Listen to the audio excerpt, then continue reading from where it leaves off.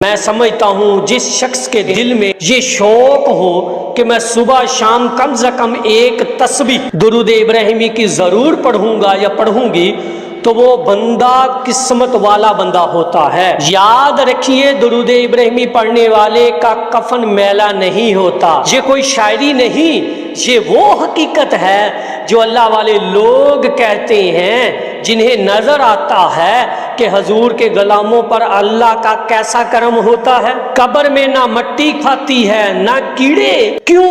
کیونکہ وہ شخص درود ابراہیمی کا ذکر کرنے والا ہے۔ اور ایک اور راز سن لیجئے، درود ابراہیمی کی کثرت تمام نفلی عبادتوں سے افضل ہے، یعنی نفل نمازیں، نفل روزے، نفل تسبیحات، ان سب سے بڑھ کر اگر کوئی کام ہے تو وہ کثرت سے درود ابراہیمی پڑھنا ہے۔ اور حدیث سے ثابت ہے کہ جو بندہ درود پاک پڑھتا ہے فرشتے اس کے گناہ 3 دن تک نہیں لکھتے۔ تو سوچئے جس کے گناہ نہ لکھے جائیں اس کا مقام اللہ کے ہاں کیا ہوگا۔